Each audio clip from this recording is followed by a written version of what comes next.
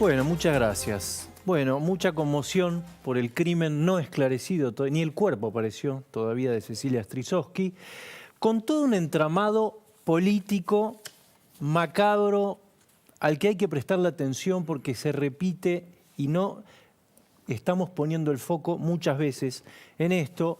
Crimen político por la sencilla razón de que de los 7 detenidos hay 4 que eran candidatos. No hay, y aliados del gobernador. No hay mucho para discutir por ese lado. De los 7 detenidos, 4 eran candidatos. Ahí tenés la lista.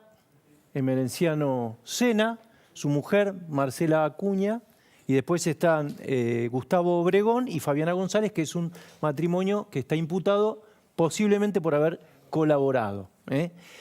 Acá hay un tema, un rasgo decisivo, y es la relación que tiene el gobierno provincial con los movimientos sociales, algo que puede ser como una metáfora de lo que pasa en el país. En el PJ te hacen esta cuenta. Dicen, mira, cuando llegó Capitanich, fue gobernador por primera vez, diciembre del 2007, había 7 movimientos sociales. ¿Sabes cuántos hay ahora? 700. a ver, repetí la frase. Cuando llegó Capitanich por primera vez en el 2007, había 7 movimientos sociales en la provincia. Entre otros, Castells estaba, por ejemplo. Emerenciano ya estaba. Hoy hay 700. Es decir, se multiplicaron en sintonía con la crisis, con poderes de turno conniventes, por 100. Por 100.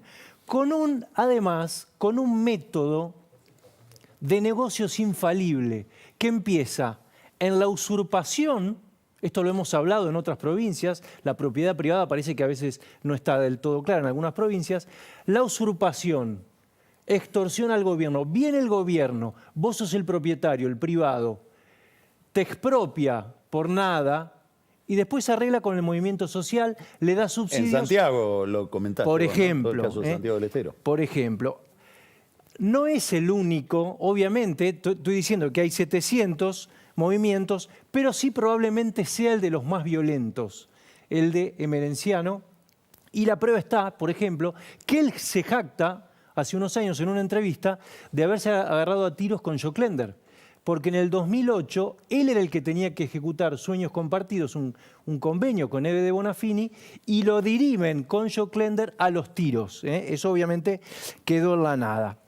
Según la Tesorería General de la provincia, en los últimos 3 años, a valores de hoy, el gobierno de Chaco le entregó a la fundación, que es la Fundación Saúl Acuña, casi 1.000 millones de pesos. 900, que es la fundación que maneja Sena. Exactamente. Que maneja Sena solamente a la fundación lo que sale en tesorería. Después, cada cooperativa recibe por otro lado y Emerenciano cobra de varias bocas, ahora te lo voy a describir, pero esto es lo primero que saltó. Obviamente hay una gran tarea por delante de la Fiscalía. ¿Por qué? Porque en el primer allanamiento se encuentran 6 millones de pesos en la casa donde vivía Emerenciano y esto dispara una investigación paralela por lavado, además del crimen. Por lavado que no sabemos si está probado, porque el fiscal tiene que probar que hay un delito preexistente. Por ejemplo, ¿estos subsidios servían para pagar coimas, para financiar campañas? Se supone que sí, pero hay que probarlo. Hasta ahora, lo que tiene la Fiscalía, que es el fiscal Patricio Sabadini, es evasión. ¿Por qué? Porque Emerenciano es un monotributista y manejaba toda esta cantidad de plata. Tenía campos. Tenía campos, claro. Ahora vamos a hablar de la... Tiene campos. Tiene campos. Ahora vamos a hablar de la chanchería. Ahora, parte de este entramado de negocios tiene que ver con el crimen, porque nos preguntamos todos qué es lo que vio Cecilia y qué es lo que generó la discusión, el conflicto y su muerte. No está todavía resuelto cuál fue el móvil del crimen. Entonces uno se pregunta, ¿qué vio? Hay quienes dicen que puede haber habido una cueva financiera. Emerenciano tiene muchos viajes a Paraguay.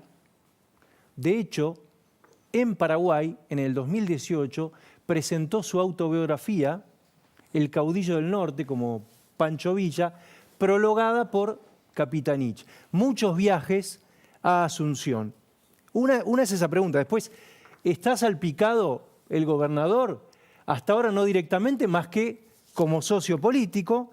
Bueno, el fiscal le pidió al juez que le derive la causa, que se la delegue, o por lo menos que le pida a la FIP, a la UIF, para tener los datos, cuántos bienes tiene Merenciano, de qué estamos hablando. Todo esto por ahora está muy verde. Y depende, obviamente, de los datos que vayan surgiendo.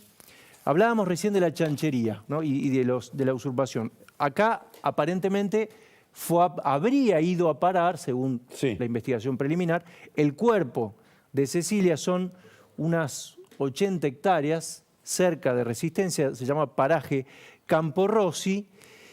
En el momento en que esto fue usurpado, las familias del lugar se armaron, alertaron. Porque es un campo que deviene de una usurpación.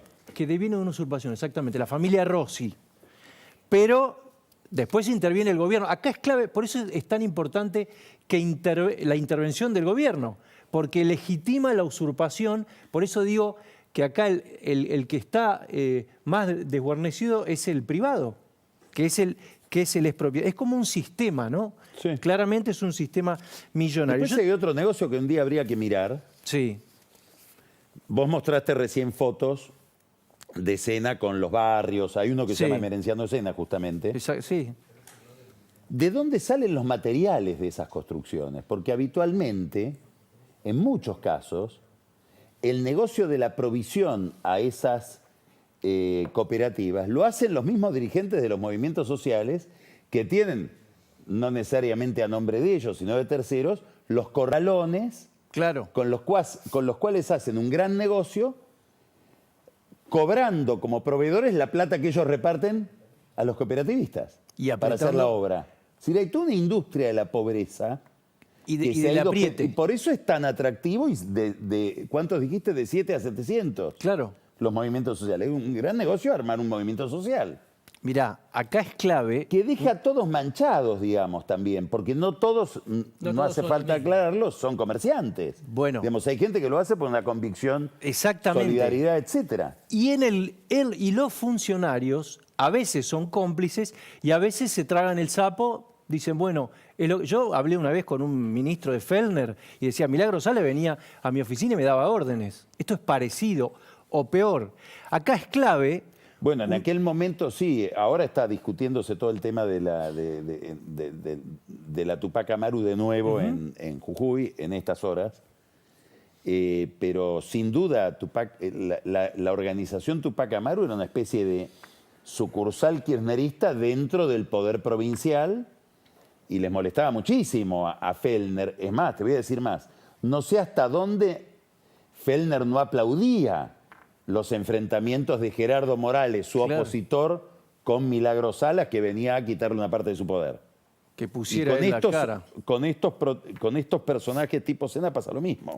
Acá hay un organismo que es clave en la provincia, que es el Instituto de Agricultura Familiar y Economía Popular, que es el que reparte los subsidios. El año pasado tenía 6.000 millones de pesos de presupuesto y en febrero designaron a la nueva presidenta, Lourdes Polo Bubzowski. ¿Sabes cuánto duró?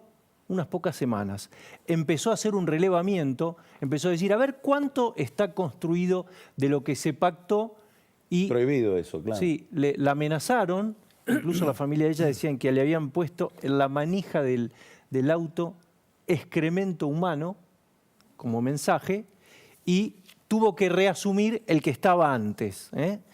Una última cosa, el actual intendente de Resistencia, Gustavo Martínez, puso rejas en su despacho que daba a la calle porque en un momento en Merenciano le dijo a un custodio, mirá que yo, como da a la calle la ventana, en cualquier momento puedo pasar por la vereda y tirar una granada.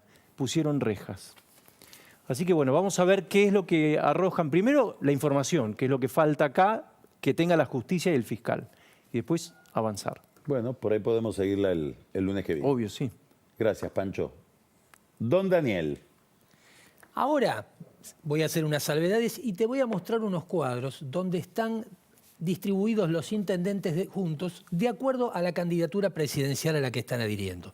2 o 3 salvedades. Como dijiste vos en tu columna, todo es provisorio hasta el 24 de junio a la hora 0 porque estos alineamientos pueden cambiar.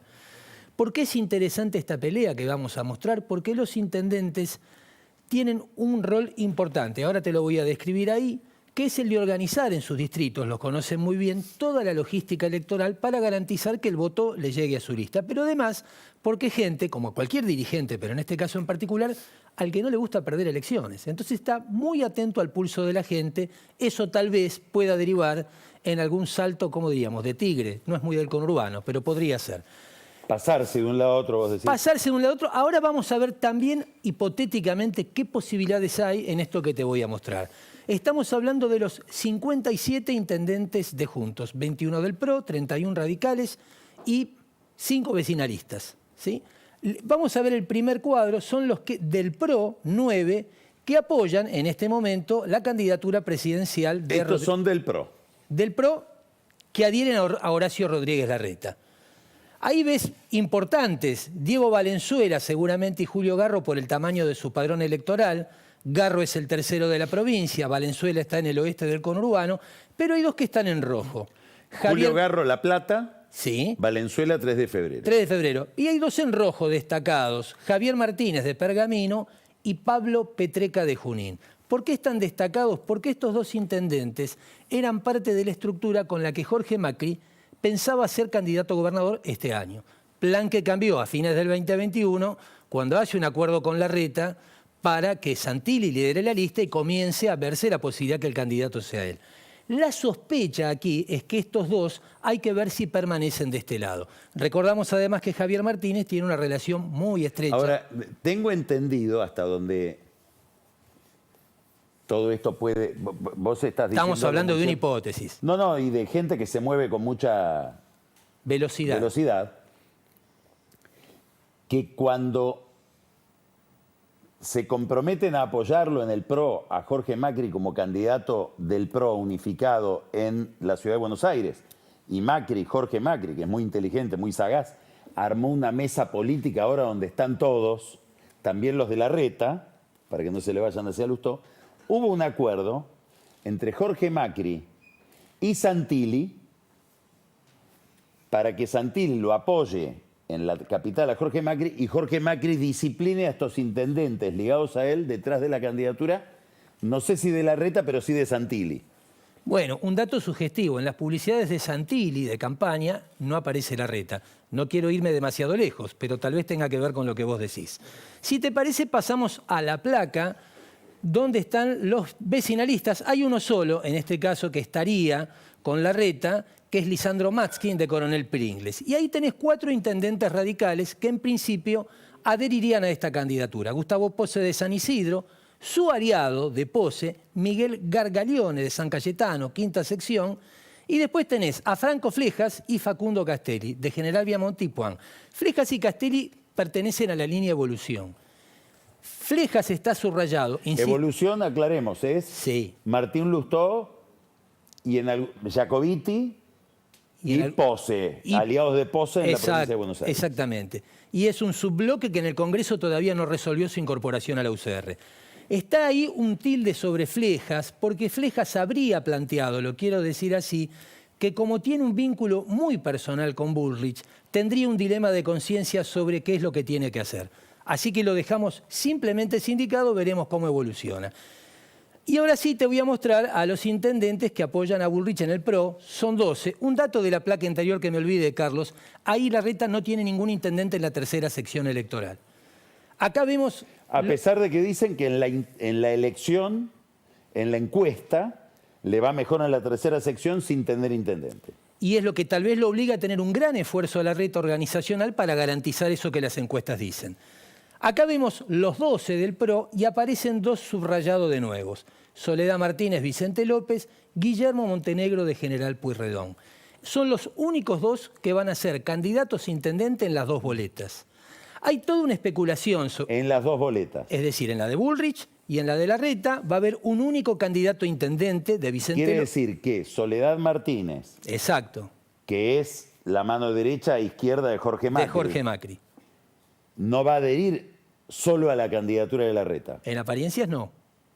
¿Y con Santilli cómo es la cosa? Todo se lleva ¿Apoya bien. a Grindetti? ¿También? Este es el dilema, porque otro dato sobre el mismo problema. ¿Qué pasa si, corrida ya un tiempo de la campaña, aparece una tendencia clara a favor de uno de los dos candidatos? ¿El intendente de Vicente López o el de Mar del Plata trabaja para las dos boletas o por la que sospecha que va a ganar? Dato interesante aquí, porque la gente de Rodríguez Larreta cree que esta semana puede lograr lo que denomina intercambio de rehenes. ¿Cómo es esto? ¿Qué quiere? ¿Cómo intercambio de rehenes? Bueno, ¿Qué yo patibulario que suena? Bueno, ¿No tenías otra pero no es metáfora? Soy literal.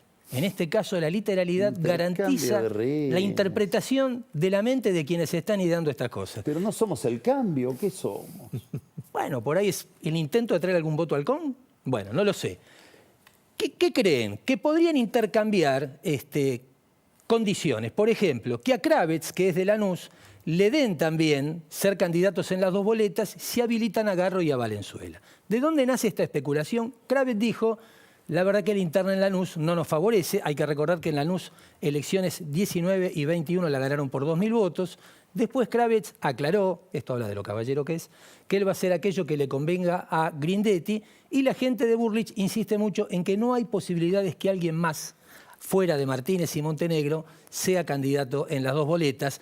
Probablemente lo que esté especulando Bullrich es que en 3 de febrero y Garro, ella contra esos intendentes, prescindiendo del candidato, puede hacer una buena elección y ahí dividirle en dos distritos importantes para Larreta el voto. Por supuesto, insisto mucho, especulaciones.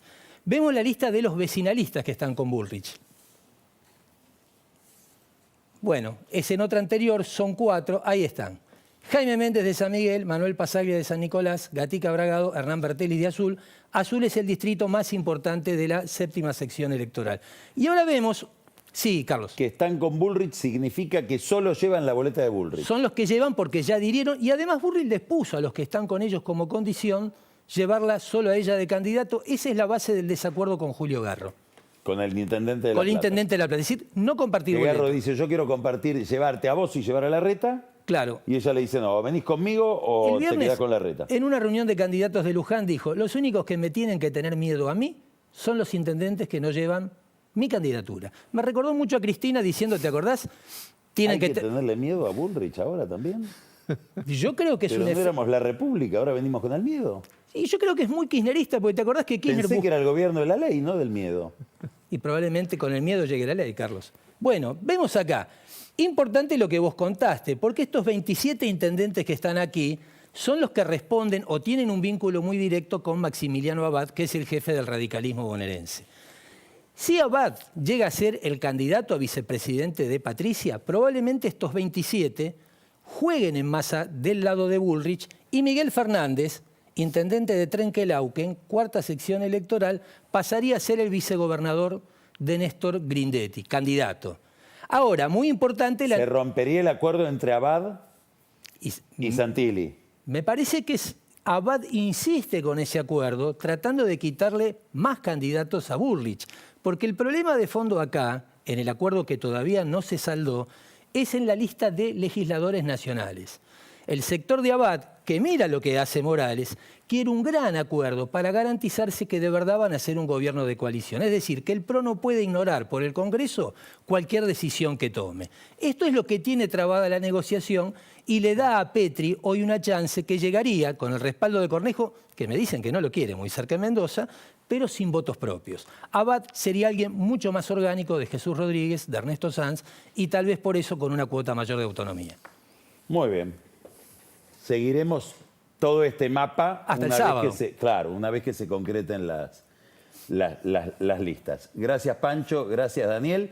Vamos ahora a recibir a Ani Parraguirre, que nos va a hablar de cómo se elige y qué significa la selección de un candidato a vice en una fórmula, lo que se está dirimiendo esta noche, y también nos vamos a volver al pasado, la mirada sobre el espejo de la historia con Camila Perochena.